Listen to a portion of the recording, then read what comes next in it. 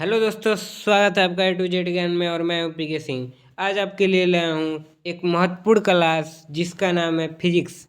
Physics के हम लोग टॉप सब्जेक्टिव की बात करेंगे, जो और कहीं नहीं देखने को मिलेंगे। जो यहाँ देखने को मिलेगा वो कहीं नहीं देखने को मिलेगा। यहाँ पे ऐसे सवाल सब्जेक्टिव में लिए गए हैं जो आप तक ने कभी नहीं पढ़ा होगा, या पढ़ा भी होगा तो नहीं समझ में आया होगा। तो चलिए शुरू करते हैं आज की कहानी को। और एक महत्वपूर्ण बात यह है कि यह एग्ज़ाम में 5 से 6 नंबर ज़रूर कैरी करेगा आपका। 5 से 6 नंबर, ये तो मेरा बहुत न्यूनतम अंक है कि 5 से 6 नंबर। इससे अधिक कम से कम 10-15 नंबर का लघु कैरी कर सकता है। ये सभी क्वेश्चन बैंक के चुनिंदा सवाल हैं। तो चलिए शुरू करते हैं। पहला क्वेश्चन है, गोलीय दर्पण के मुख्य फोकस को परिभाषित करिए। ये सब बहुत कम लोगों को आता है क्वेश्चन। बताइए, गोलीय दर्पण के मुख्य फोकस को परिभाषित करना है। तो गोलीय दर्पण में प्रधान अक्ष के समानांतर आती प्रकाश की किरण परावर्तन या अपवर्तन के बाद प्रधान अक्ष के जिस बिंदु पर मिलती है उसे गोलीय दर्पण का फोकस कहते हैं। नहीं समझे तो चलिए बताते हैं। जैसे ये कोई गोलीय दर्पण है, मान लीजिए कौन सा दर्पण आप लोग बताइए। यहाँ से कोई भी प्रकाश की किरण आए और परावर्तन के बाद एक बिंदु से जाए। देखिए, ये प्रधान अक्ष है, ये प्रधान अक्ष है, इसके समानांतर एक किरण आ रही है और परावर्तन के बाद एक बिंदु से जा रही है। वो कौन सा बिंदु है? प्रधान अक्ष का बिंदु है। तो जिस बिंदु से जा रही है उसी को फोकस कहते हैं। समझ गए? तो क्या बोलेंगे? गोलीय दर्पण के प्रधान अक्ष के समानांतर आती किरणें प्रकाश के परावर्तन या अपवर्तन के बाद जिस बिंदु पर मिलती है, किसके बिंदु पर? प्रधान अक्ष के बिंदु पर, उसे गोलीय दर्पण का फोकस कहते हैं। चलिए नेक्स्ट सवाल। दूसरा नंबर क्वेश्चन देखिए, अपवर्तन किसे कहते हैं? बहुत ही ज़्यादा VVI क्वेश्चन है। भी इस सब एग्जाम में 2 या 3 बार आए हुए क्वेश्चन है और बहुत से लड़कों लोग को ये क्वेश्चन आता ही नहीं है। चलिए, आवर्धन किसे कहते हैं? तो प्रतिबिंब की ऊंचाई और वस्तु की ऊंचाई के अनुपात को आवर्धन कहते हैं। एकदम बहुत ही कहीं देखे होंगे बड़ा, सभी सब बकवास है, एकदम छोटा एकदम परिभाषा देखिए। प्रतिबिंब की ऊंचाई जिसे V से सूचित करते हैं, वस्तु की ऊंचाई से U से सूचित करते हैं। M बराबर V/U। और दर्पण में प्रयोग करना है तो माइनस का प्रयोग करते हैं, लेंस में इसका कोई जरूरी नहीं होता है।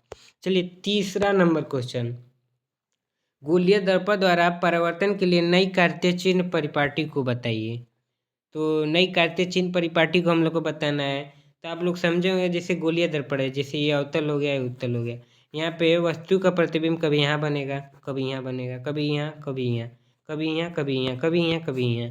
तो देख रहे होंगे कि प्रधान अक्ष के कभी ऊपर बना है, कभी दाएं बना है, कभी बाएं बना है, कभी प्रधान अक्ष के नीचे बना है। तो वही करा कि गोलीय दर्पण द्वारा प्रधान नई कार्तीय चिन्ह परिपाटी को दर्शाना है परिवर्तन के।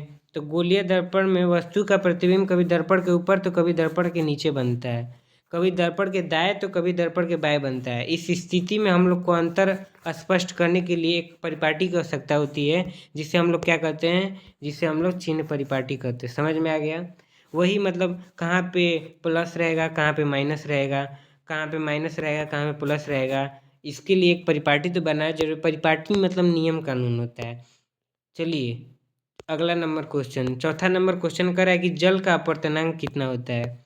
ये भी बहुत ज़्यादा महत्वपूर्ण क्वेश्चन है, जल का अपवर्तनांक।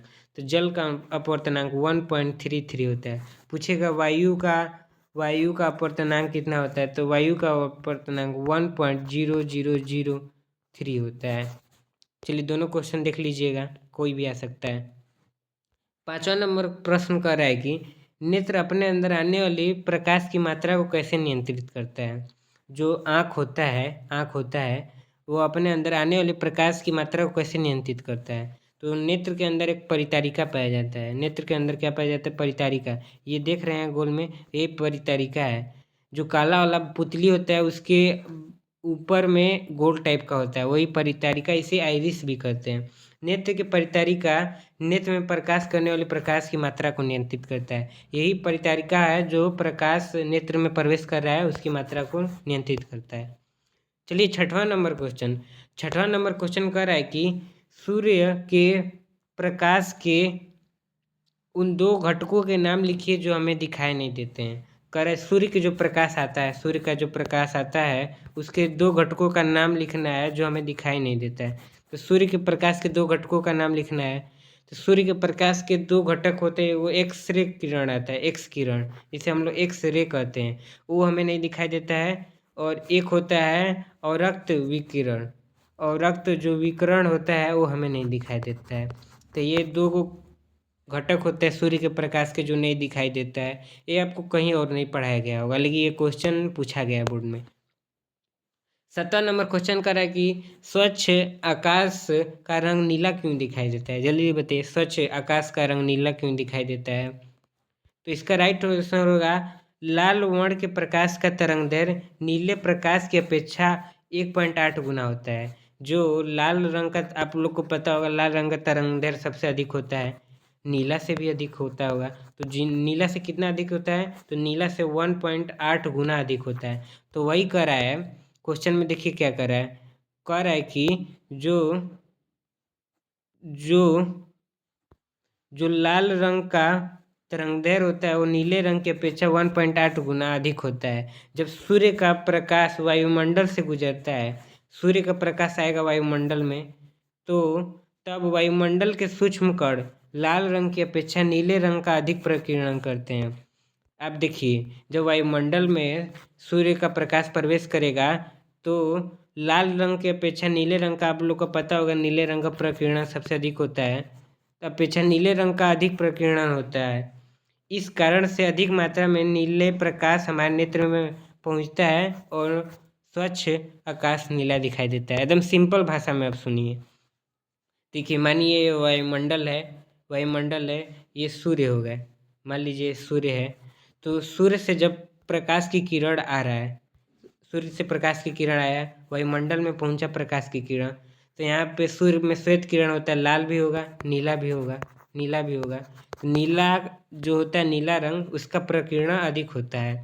प्रकीर्णन के कारण जो लाल रंग होता है वह गायब हो जाता है और नीला पूरे आकाश में फैल जाता है। एक कण प्रकीर्णित करके दूसरे कण को, दूसरे कण तीसरे कण को, पूरे आकाश को क्या कर देते हैं, पूरे आकाश को नीला कर देते हैं। इसी के कारण स्वच्छ जो आकाश होता है हमें नीला दिखाई देता है। चलिए नेक्स्ट नंबर क्वेश्चन, चलिए अगला क्वेश्चन कर रहा है 18 नंबर क्वेश्चन। देखिए 18 नंबर क्वेश्चन कर रहा है कि सामान्य नेत्र 25 सेंटीमीटर से निकट रखी वस्तु को स्पष्ट क्यों नहीं देख पाता है। जो हम लोग का, आप लोगों ने नेत्र सुना होगा कि 25 सेंटीमीटर तक हमारा जो आँख है वह निकट वस्तु को देख पाता है, लेकिन क्यों 25 सेंटीमीटर तक देख पाता है। तो चलिए बात करते हैं।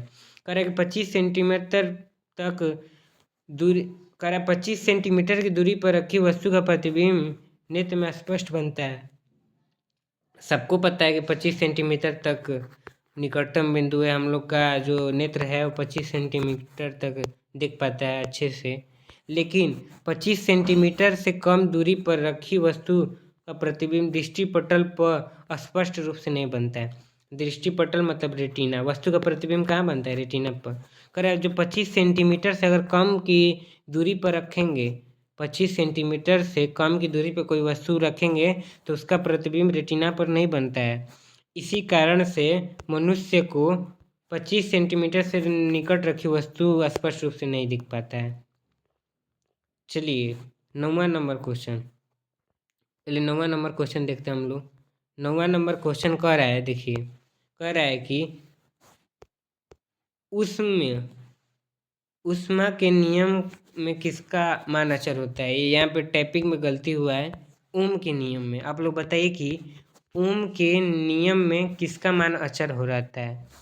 आप लोगों ने ओम का नियम पढ़ा होगा कि यदि किसी पदार्थ में ताप में कोई परिवर्तन न किया जाए तो जो धारा है और जो विभवांतर है वो समानुपाती होता है। तो कह रहा है ओम के नियम में किसका मान अचर होता है। तो हम लोग ने अभी बात किया कि ताप में परिवर्तन न किया जाए, तो ओम में ताप का मान अचर होता है, ओम में ताप का मान अचर होता है। चलिए 10वां नंबर क्वेश्चन कह रहा है कि विद्युत धारा के किस प्रभाव से बिजली घंटी कार्य करती है। नए हैं तो इस चैनल को क्या कर दीजिए, जल्दी जल्दी सब्सक्राइब कर दीजिए, वीडियो को लाइक कर दीजिए, हमें सपोर्ट करिए जल्दी जल्दी, हम लोग मज़ेदार वीडियो बनाते रहें। चलिए विद्युत धारा के किस प्रभाव से बिजली घंटी कार्य करती है। तो विद्युत धारा के चुंबकीय प्रभाव से। चुंबकीय प्रभाव से जो होती है वो बिजली घंटी कार्य करती है। आप लोगों ने घरों में नए देखा होगा कि हम लोग स्विच दबाते हैं, ऊपर घंटी बजता है, तो यह घंटी ऊष्मीय प्रभाव से जुड़ा रहता है। चलिए, ये सब बहुत अलग क्वेश्चन है जो आप लोग को कहीं भी नहीं देखने को मिलेगा। ये सब बोर्ड मॉडल क्वेश्चन है, ये सब कभी ना कभी एग्जाम में आया है और आने की प्रबल संभावना है। चलिए, एल्युमिनियम धातु के एक प्रमुख मिश्र धातु का नाम लिखिए। तो एल्युमिनियम धातु का एक प्रमुख मिश्र धातु ड्यूरालुमीन है। कौन है? ड्यूरालुमीन। ये बहुत ही ज़्यादा महत्वपूर्ण क्वेश्चन है कि एल्युमिनियम के एक मिश्र धातु कौन है? ड्यूरालुमीन। ड्यूरालुमीन ड्यूरालुमीन है जो एल्युमिनियम का एक प्रमुख मिश्र धातु। इसको जल्दी जल्दी नोट कर लीजिए, याद कर लीजिए।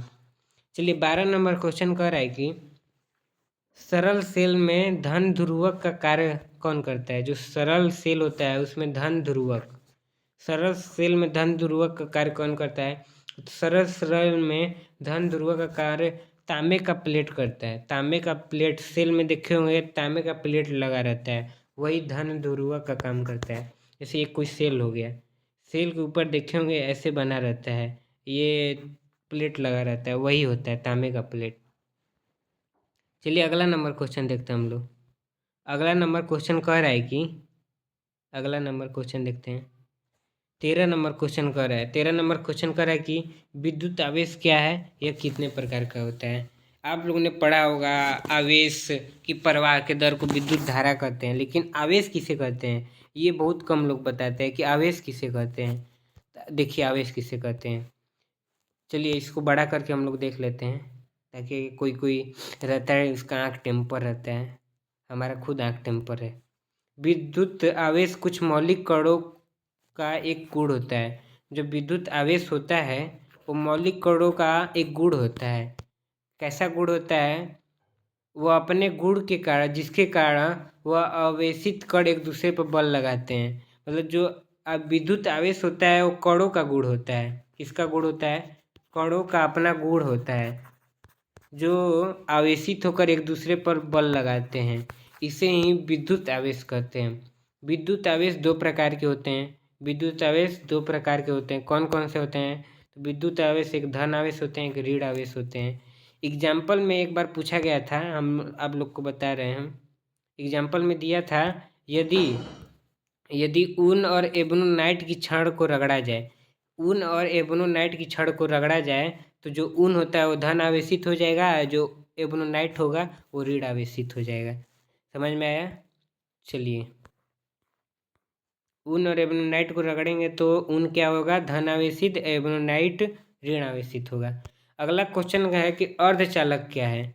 अर्धचालक क्या है, आप लोग बताइए, अर्धचालक क्या है? तो देखिए, अर्धचालक क्या है। चलिए, इसको भी बड़ा कर लेते हैं हम लोग का मर्जी, हम लोग जैसे भी करके पढ़े। देखिए, ऐसा पदार्थ जिसकी चालकता चालकों से कम, ऐसा पदार्थ अर्धचालक होता है जिसकी चालकता, किसकी चालकता? अर्धचालक की चालकता। ऐसा पदार्थ जिसकी चालकता जो चालक पदार्थ है उससे कम हो, चालक पदार्थ से कम हो और कुचालक पदार्थ से अधिक हो, मतलब बीच बिचवा हो। कुचालक पदार्थ से अधिक हो और ये चालक पदार्थ से कम हो और कुचालक पदार्थ से अधिक हो, उस प्रकार की चालकता को अर्धचालक कहते हैं। समझ में आया? फिर से देखिए, अर्धचालक क्या है? अर्धचालक ऐसा पदार्थ है जिसकी चालकता, किसकी चालकता? अर्धचालक की चालकता चालकों से कम, मतलब जो चालक पदार्थ होता है उससे कम होता है, और कुचालकों से अधिक, कुचालकों से अधिक होता है। मतलब जो कुचालक पदार्थ होता है उससे अधिक होगा अर्धचालक का चालकता, लेकिन जो चालक पदार्थ होगा उससे कम होगा। अर्धचालक का जो चालकता है चालक पदार्थ से कम होगा और कुचालक पदार्थ से अधिक होता है। इस प्रकार के पदार्थ को अर्धचालक कहते हैं। अर्धचालक में कार्बन होगा, सिलिकॉन होगा, जर्मेनियम होगा। एग्जाम्पल भी आप लोग देख लीजिए, आएगा तो जरूर लिखिएगा। चलिए, 15 नंबर क्वेश्चन, अति चालक किसे कहते हैं? इस सब क्वेश्चन आप लोगों ने बहुत ही मुश्किल होगा तो पढ़ा होगा, आप लोगों को कहीं भी यूट्यूब के माध्यम से नहीं बताया गया होगा। चलिए, कह रहा है कि अति चालक कैसे कहते हैं? तो अति चालक वे पदार्थ होते हैं, कैसे पदार्थ होते हैं? तो वे पदार्थ होते हैं जिससे अति निम्न ताप पर, मतलब बहुत ही कम ताप पर बहुत ही कम ताप पर किसी भी प्रतिरोध के विद्युत धारा का प्रयोग मतलब कह रहा है कि अतिचालक वे पदार्थ होते हैं जो बहुत ही कम चाल पर, बहुत ही कम ताप पर और बिना किसी प्रतिरोध के, कोई प्रतिरोध की जरूरत नहीं होती है और विद्युत धारा प्रवाह होता है, तो इस प्रकार के अति पदार्थ को अतिचालक कहते हैं। देखो वही लिखा है, देख लीजिए वही लिखा है कि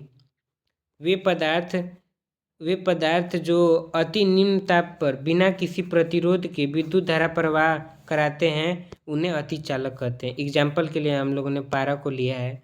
तो पारा ऐसा पदार्थ है या धातु है, धातु तो नहीं बोल सकते, पदार्थ है जिससे हम लोग बहुत ही कम ताप पर बिना किसी प्रतिरोध की विद्युत धारा प्रवाह कर सकते हैं। चलिए 16 नंबर कह रहा है कि चालक का प्रतिरोध किन बातों पर निर्भर करता है। ये 5 नंबर का क्वेश्चन बहुत ही बार आया हुआ है। चलिए, तो चालक का जो प्रतिरोध होता है वो निम्न बात पर निर्भर करता है, जैसे पदार्थ के गुण पे, पदार्थ का गुण कैसा है, पदार्थ का लंबाई पे, पदार्थ के अनुप्रस्थ काट पे, पदार्थ के ताप पे, ये सब होता है। चलिए हम लोग बात करते हैं। देखिए यहाँ पे लिखा हुआ है पदार्थ के प्रकृति पे, पदार्थ के प्रकृति, यदि प्रतिरोध बढ़ने पे चालक घटती है। अगर पदार्थ का प्रतिरोध अधिक होगा तो उसकी चालक कम होगी। नहीं समझे, मतलब कह रहा है कि पदार्थ का प्रतिरोध जिसे आर से सूचित करते हैं, आर होगा, प्रतिरोध बढ़ने पर चालकता घटती है, मतलब आर व्युत्क्रमानुपाती होगा चालकता का। यदि कोई पदार्थ अधिक चालक, मतलब जैसे चांदी हो गया, वह अधिक चालक होता है, विद्युत का जल्दी पास करता है, तो उसमें प्रतिरोध बढ़ेगा लेकिन चालक घटेगा। अगर चालक कम रहेगा, चालकता अगर उसकी कम रहेगा तो प्रतिरोध का मान अधिक रहेगा। अगर चालकता अधिक रहेगा तो प्रतिरोध का मान कम रहेगा। तो इसकी प्रकृति पे, पदार्थ के ताप पर, यदि पदार्थ के ताप को बढ़ाया जाए, जैसे कोई पदार्थ है उसके ताप को अगर हम लोग बढ़ाते हैं, ताप को बढ़ाएंगे तो उसका समानुपाती प्रतिरोध होगा। अगर ताप को बढ़ाएंगे तो प्रतिरोध भी बढ़ेगा। फिर कह रहा है चालक के लंबाई पे, यदि कोई चालक का लंबाई है, चालक की लंबाई को बढ़ाएंगे तो उसका प्रतिरोध भी बढ़ेगा, इसका समानुपाती होता है लंबाई के। चलिए फिर अगला कह रहा है चालक के मोटाई या अनुप्रस्थ काट पर, यदि मोटाई बढ़ाएंगे, चालक का मोटाई बढ़ाएंगे तो उसका जो प्रतिरोध होता है वह कम हो जाएगा, इसका व्युत्क्रमानुपाती होता है। व्युत्क्रमानुपाती मतलब उल्टा, अगर मोटाई बढ़ेगा तो प्रतिरोध घटेगा। इसको एकदम आसान भाषा में देखते हैं, यदि पदार्थ की प्रकृति मतलब चालकता अधिक रहेगा, पदार्थ का चालकता अधिक रहेगा तो प्रतिरोध कम रहेगा। यदि पदार्थ का ताप बढ़ेगा तो प्रतिरोध भी बढ़ेगा, चालक का लंबाई बढ़ेगा तो उसका प्रतिरोध भी बढ़ेगा, लेकिन चालक का मोटाई बढ़ेगा तो उसका प्रतिरोध घट जाएगा। चलिए आज का सब्जेक्टिव क्वेश्चन कैसा लगा? अच्छा लगा तो चैनल को सब्सक्राइब और वीडियो को लाइक कर दीजिए।